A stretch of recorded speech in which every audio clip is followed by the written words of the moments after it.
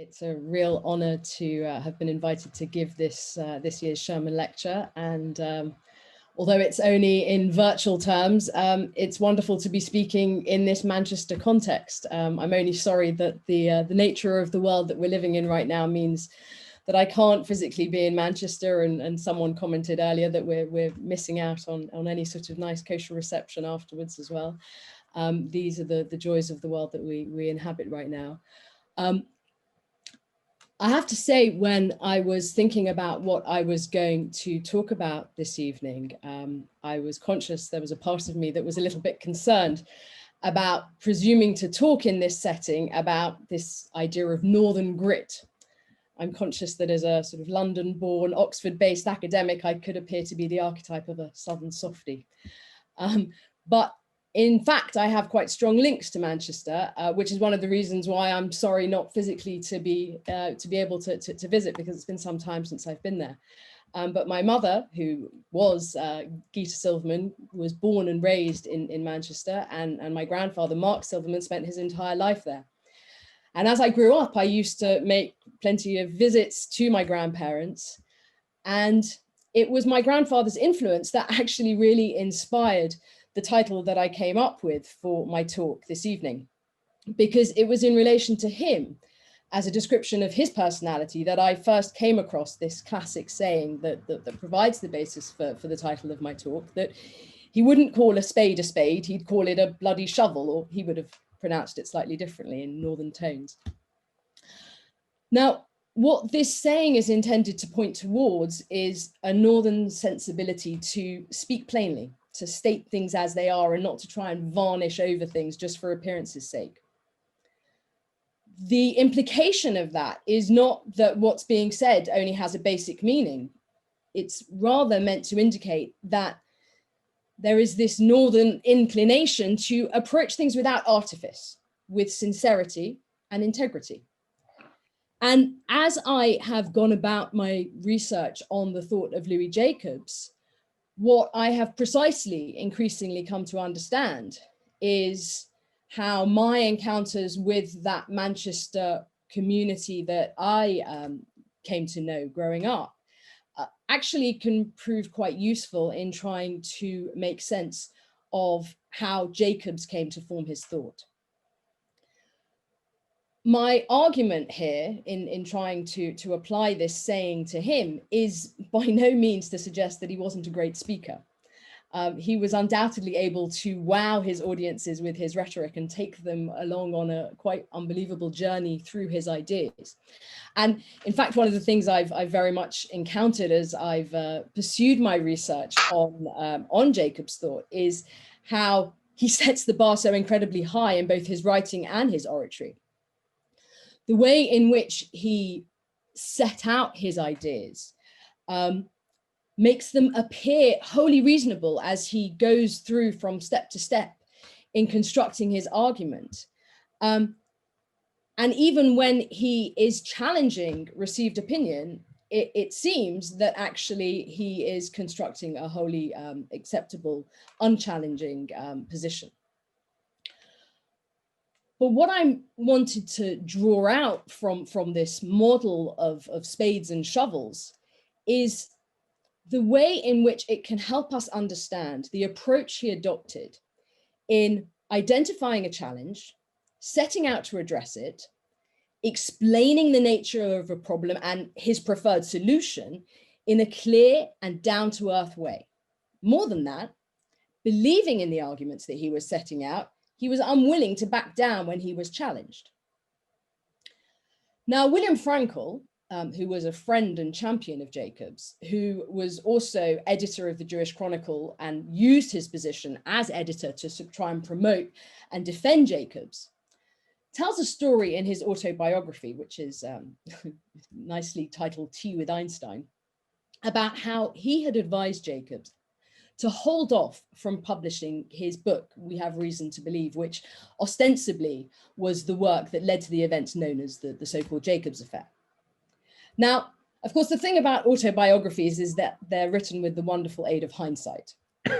But in Frankel's telling, What he was suggesting to Jacobs was that he would be far better served to hold back from publishing the ideas that he was developing, waiting until he was securely ensconced into the leadership positions that his supporters hoped he would come to occupy.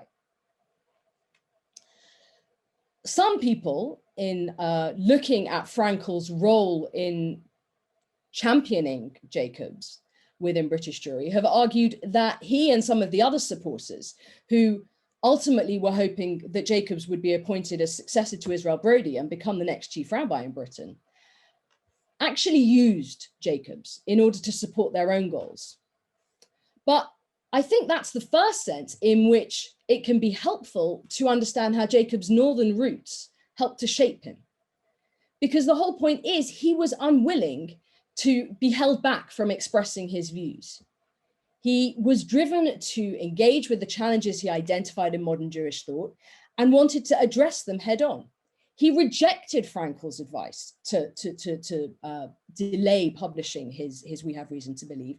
And subsequently, in the various events associated with the Jacobs affair, when he was in fact given an opportunity to back down and return to the pulpit of the New West End, after he had initially been prevented from doing so by the chief rabbi, he refused to do so. He had set out his principles, he believed in them, he defended them, and he wasn't going to be persuaded to pretend otherwise, no matter what the consequences of his actions. A few years after the Jacobs affair, in 1973, he published a book, A Jewish Theology, where he set out what strikes me as a beautiful understanding of how he approached the theological task. I'm going to quote from him. He explained there that the historian uses his skills to demonstrate what Jews have believed. The theologian is embarked on the more difficult, but if realized, more relevant task of discovering what it is that a Jew can believe in the present. Understanding that that was what his role was, he was driven to stick by his task and engage with the challenges that he perceived in modern Jewish life. And this is what helped to make him the leadership figure that he came to represent. But there's another way in which I also want to think about how Jacobs' northern roots helped to shape his experiences. What I want to suggest is that the journey he navigated from his beginnings as a working class Manchester boy actually helped to inform the theology that he subsequently came to develop. Harry Friedman, I'm not sure if he's joined or not this evening, I know he was thinking of doing so, has produced a wonderful new biography which has just come out on Jacobs.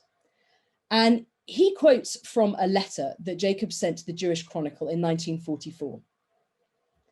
This letter is interesting apart from anything else because it represents the first published piece of writing that Jacobs produced. And Jacobs himself commented on it in his autobiography. There, in helping with inquiries, he dismissed the ideas he set out in his letter as immature and ridiculous.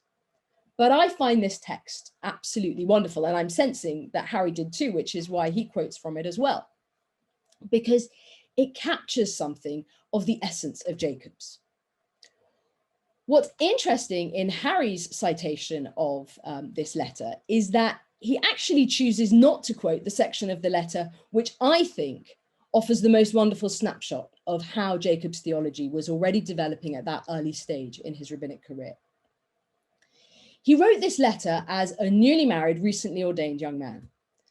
He was 24 at the time. And he set out in this letter a vision of what he thought was the type of religious leadership figure required by British Jewry. This letter is so wonderful because it is littered with Yiddish, capturing the yeshivish background from which he was coming at the time.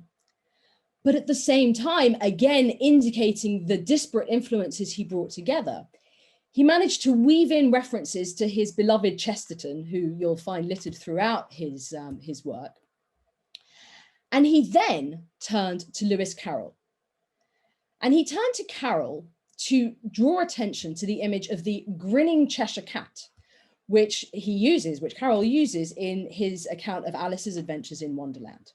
Now here, again, I'm going to quote from Jacobs, when he suggests that, I quote, "If we can be forgiven the irreverence, we may say that the English yeshivas provide the Cheshire cat without its cheerful grin. Jews College provides the grin without the cat. The time is surely ripe for a new institution, one that will combine the deep piety and love of Torah Lishma of the yeshiva with the polish, the modern methods, and the efficiency of Jews College." Now, on one level, I think this quote is fascinating because it shows how Jacobs was interested in thinking about the types of rabbis needed in Britain a long time before his supporters were actively trying to get him appointed to become principal of the very institution that in this letter he was trying to set out a model for changing. Another thing that's worth noting is how this model of the grinning Cheshire cat itself appears to be northern. He's from Cheshire. But more to the point for our purposes here is, I think, the insight that this text offers us into how Jacobs was driven to try to bring together conflicting approaches. Why? Because his goal was to strive to try to find some sort of synthesis. What I want to try to suggest and explore over the next few minutes, while I talk to you here in the formal presentation before we open up to questions, is that it was his consistent experience of being an outsider in all the different settings in which he found himself that encouraged Jacobs to adopt what I would present as a both and approach rather than an either or model for Jewish theology. So what does that mean? When we think about his upbringing, Jacobs himself in his autobiography provides us with an account of his home environment in which he suggests he was raised in a somewhat classic model of British immigrant orthodoxy. So he explains how he would go to shul on a Shabbat morning with his father, but then, depending on the season, in the afternoon, he would either go to watch rugby or cricket. When he came to move from that background into the orbit of Manchester Yeshiva, what Jacobs found was that he was certainly an outsider.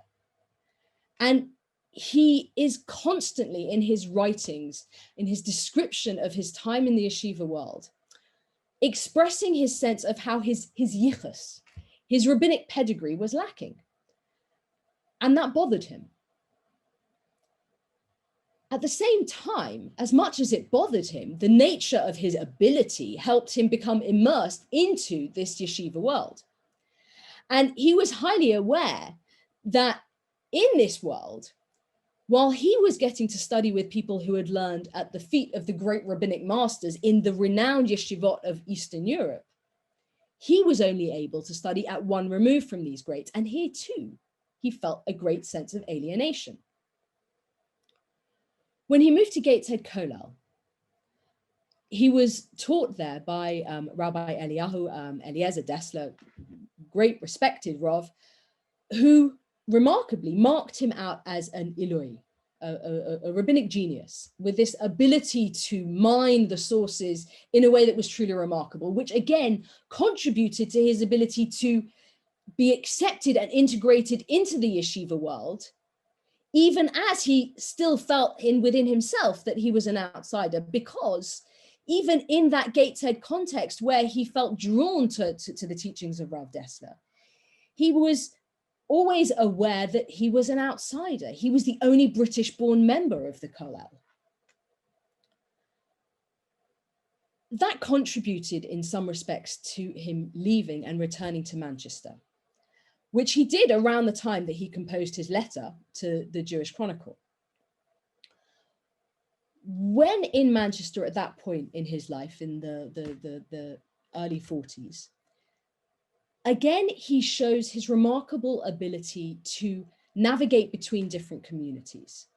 So he was able to fully participate back again in the yeshiva world of Manchester Jewry, But he was also introduced to the religious Zionist community in Manchester, courtesy of the influences of his new wife, Schuller.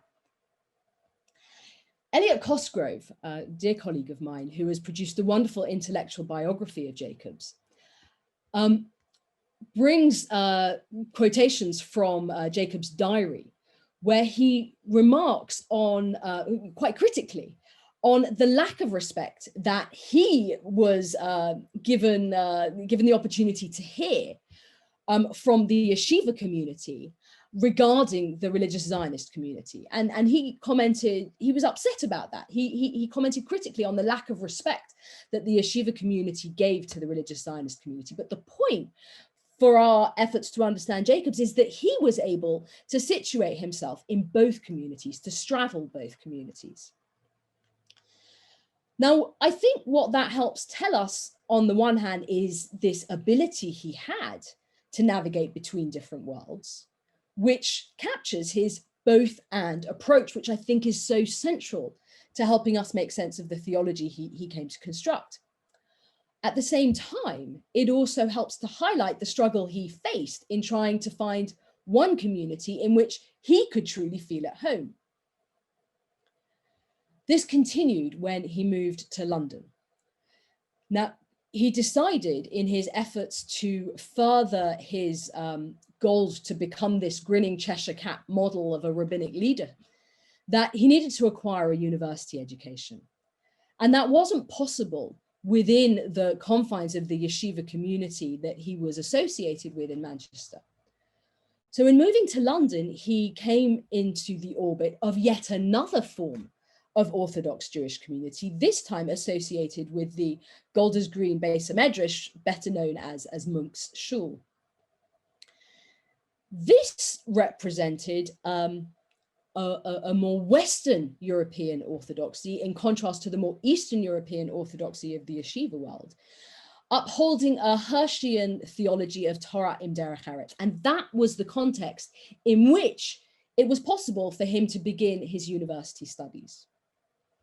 That was a context in which, in fact, academic study was encouraged. But again, here, he found that he had to struggle to try to create a home where he could fit in. And part of that, again, I think, was his northern sensibilities. This was his first time leaving Manchester, coming down to London. And his working class roots also struggled to fit in the sort of cultured circles of the Monk's Shul and the sort of Berlin and Frankfurt and Vienna associated sensibilities that were cultivated there. When he decided to move back to Manchester in 1948, he gave up the role of assistant rabbi that he occupied at Monk's, and he also gave up the opportunity to take up a part-time lectureship at UCL. Why? Because he'd been offered a position as rabbi at the Central Synagogue in Manchester.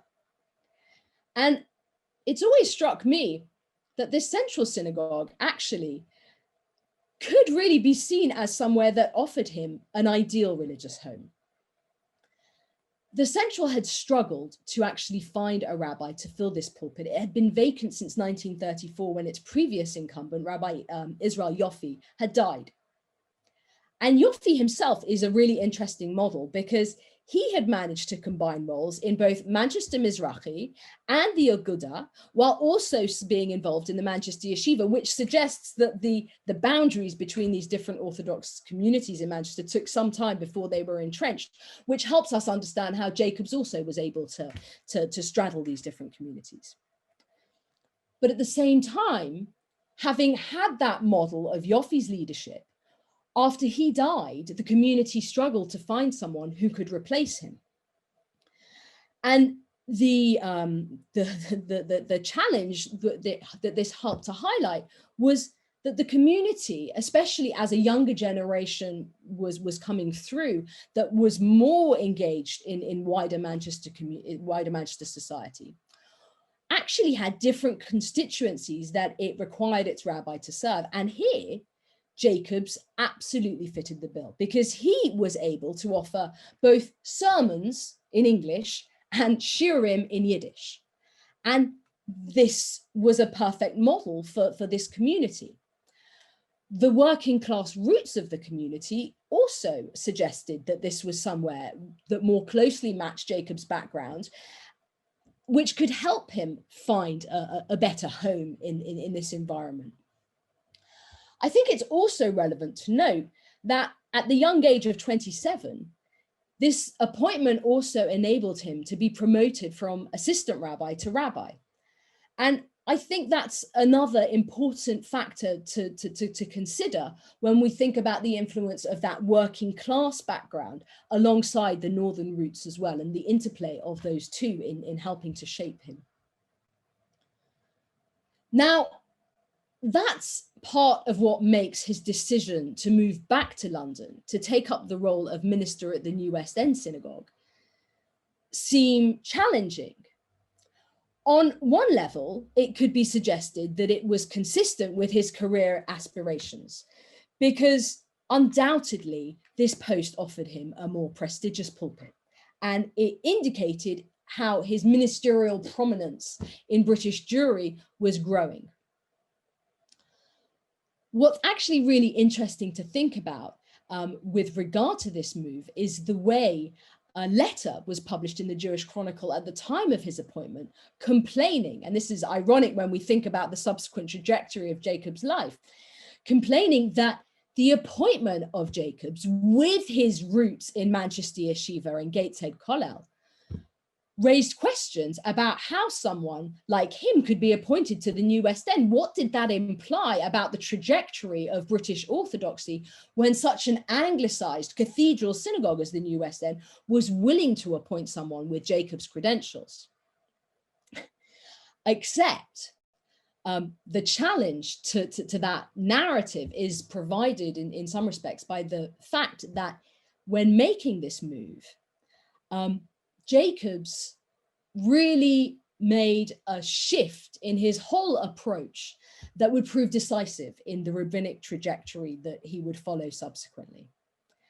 And I think something of the nature of this transformation is captured in the fact that it was at this point that he chose to change his name, moving from Leib, or Label as he was known by his family and friends, to become Louis. Now, I think that although this decision is helpful in indicating the shift in the direction, the theological direction in which he was heading, it still actually helps tell us something quite interesting about the journey that Jacobs had navigated up until this point, because it's actually incredibly interesting that he had managed to retain the name of Label until this point. Rosalind Livshin did a study of the immigrant Jewish community in Manchester around the turn of the 20th century up until the 1930s, which incorporates the period in which Jacobs was born in 1920. And one of the things that she precisely commented on there in this article was the pressure that the immigrant Jews and their children were put under to drop Yiddish names in order to adopt anglicized alternatives. So the fact that it wasn't until Jacobs moved to the New West End that he retained his Yiddish name actually helps to give us an insight into the complexity of his religious upbringing, because I've said how in his autobiography, he speaks about the sort of somewhat mainstream Orthodox approach of his youth, this blending of going to shul in the morning on a Shabbat, but also going to watch the rugby in the afternoon. But harking back to the issue of the challenge of autobiographies, the fact that he continued to be called Leib suggests that the nature of his religious upbringing was a bit more complex than he implies. I think further evidence of that is provided by the decision of his parents to send him to the Cheder of Reb Balkind. Now, Jacob's father had gone to the Talmud Torah in Manchester, which was more focused on anglicizing its students, whereas Balkin's Cheder was the option that was preferred by more Orthodox families. And Jacobs recounts how it was his interactions with Reb Balkin that instilled a love of Jewish learning in him that would set him on his religious path.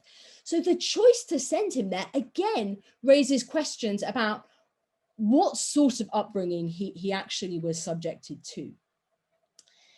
It was also Reb Balkin's influence that led to Jacob's enrolling in Manchester Yeshiva. And again here, I think his parents' willingness to allow him to join the yeshiva full time at the age of 14, rather than entering gainful employment, which had been their plan for him, also raises certain questions about how committed they were to anglicizing their son, as much as their working class roots made them want him to do well in life and achieve something. I think what this therefore comes together to help suggest is that his religious upbringing was complex. And the truth is, it never became more straightforward. The thing is, while his working class Manchester background consistently contributed to a sense of outsider status, it also it drove him to develop the type of theology that he sought to construct, which tried to draw together and make sense of opposing influences. When Jacobs moved to the New West End Synagogue, it indicated quite a sea change from all the previous communities in which he had functioned previously. And here again, the value of autobiographies is quite interesting, because in his autobiography, he tries to argue that at that stage, his Orthodox credentials were unchallenged.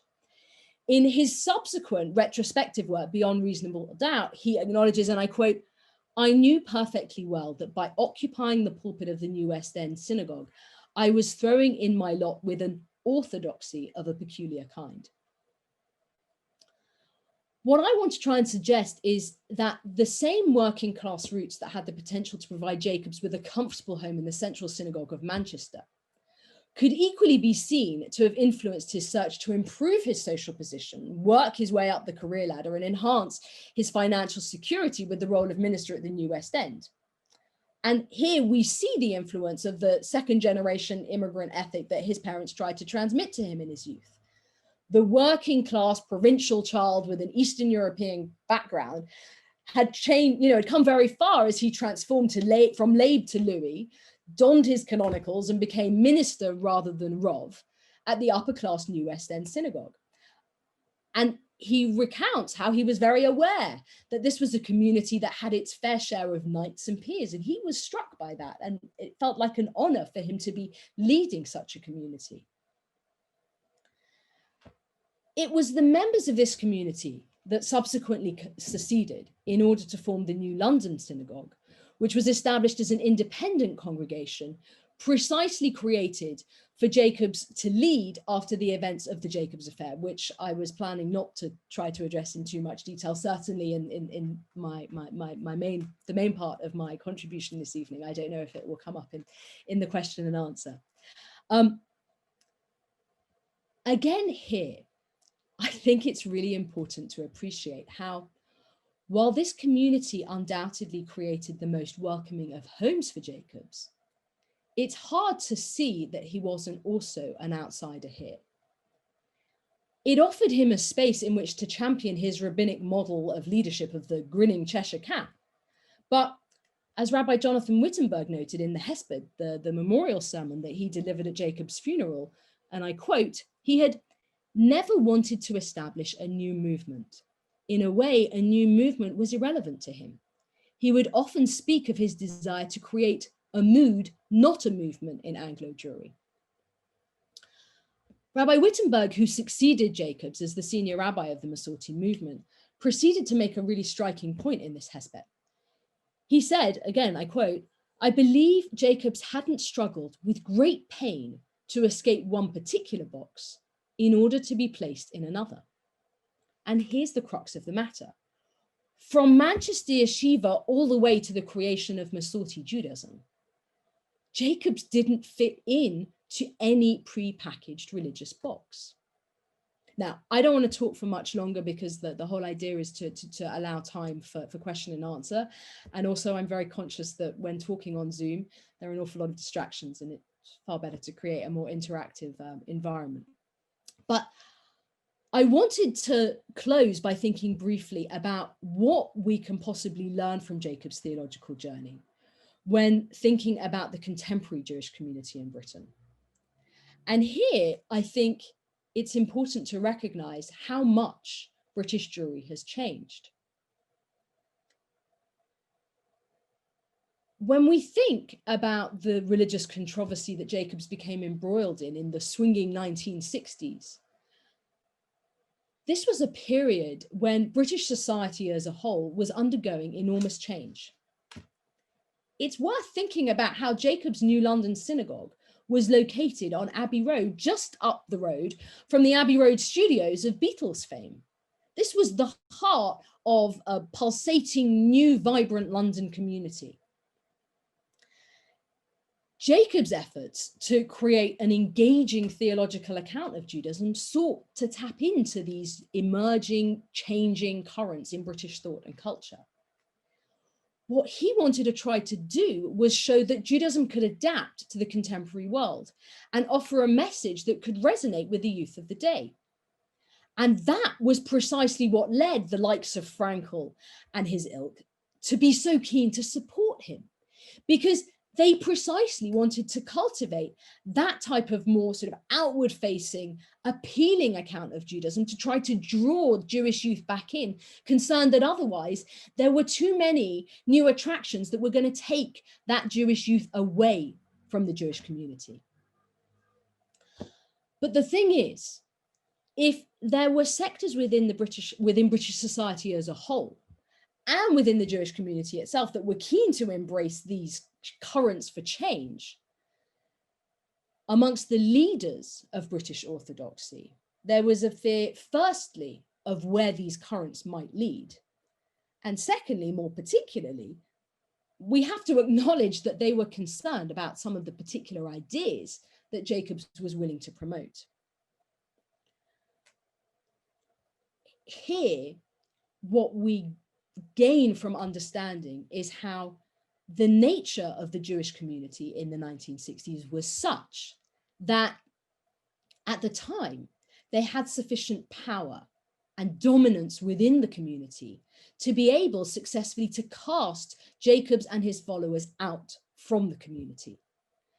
And subsequently, they were forced to pay the price for trying to forge an alternative religious path by going about and ultimately setting up this new religious movement, even if that hadn't actually ever been Jacobs' goal. Here, I think it's useful to think about the nature of the community today.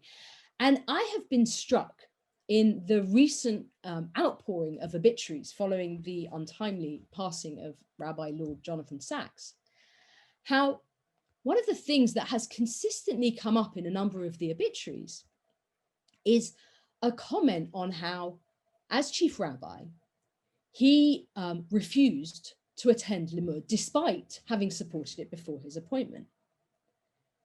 And in those articles, those obituaries, commenting on Sacks's challenges in dealing with the shifting nature of British Jewry, they also commented on how Rabbi Mervis, on being appointed to the chief rabbinate, had actually said that he would be willing to attend. Now, the truth is, it's clear that whoever was going to be appointed as Sacks's successor was required to accept attending Limud as a basic proviso for being appointed as chief rabbi. And what this indicates, captures, is some of the ways in which British Jewry has shifted. In the 1960s, the established institutions of British Orthodoxy, the chief rabbinate and the United Synagogue, were wholly and unquestionably dominant. That was what enabled Jacobs and his followers to be cast out from the community. Today, Limud indicates the growing strength of alternative models for constructing Jewish identity in Britain. And here, I'm actually really happy to note that it's at Manchester University that I know a new research project is being pursued by a wonderful colleague of mine, Lindsay Taylor-Guthardt, examining the importance of limud, because it is so central to understanding the shifts that are taking place in contemporary British Jewry. And the point is that what limud points towards is the growing strength of alternative models for constructing Jewish identity in Britain today. And the nature of these alternative models is that it creates the space for looking outside the established institutions of the community. And my point here today is not to comment positively or negatively on these thrusts, these shifts that we can identify. What I want to draw attention to is the way that that has contributed to undermining the ability of the established institutions in British Orthodoxy to hold a line and insist that everyone follow it. It's become harder to ignore these shifting currents, which is why when a new chief rabbi was appointed, he had to accept the validity of limud. What it also highlights is the increasing moves that are being made to try to seek out different, more creative ways of thinking about what it means to be Jewish in Britain today. And if Jacob's model was cast out in the 1960s, I'm inclined to think that there are elements in his constructive approach to bringing together disparate ideas that precisely address some of the challenges to faith, which can very much resonate with the nature of the contemporary Jewish quest. Here, in closing, I want to go back to thinking about Jacob's model of the grinning Cheshire cat. And what I precisely like to think about is Carroll's depiction of this character in his novel. Because on the one hand, it's quite clear that this cat acts as a guide to Alice. He offers advice to her, helping her to try to navigate through a crazy world. It's also clear that he's located often in a tree. He's in a lofty position above her, which seems to suggest that he occupies a position of some authority. At the same time, it's also clear that this grinning Cheshire cat is not a model that can be relied on, because he keeps disappearing just when Alice needs him most. That's exactly what leads to the grin remaining, but the cat disappearing, and it's this balance of the two that Jacobs was striving to address. But at the same time, what this highlights is that this grinning Cheshire cat model potentially functions as an unreliable guide. What I think we can take from that is an understanding of how Jacob's model of the grinning Cheshire cat undoubtedly has its limits. At the same time, what I think it helps to highlight is the importance of undertaking the task that Jacob set out in his A Jewish Theology for what Jewish theology is all about, which is to try to navigate a path towards trying to identify what it is that a Jew can believe today. And here, I think we can do well by returning to Jacob's thinking and seeing how it can contribute. Thank you.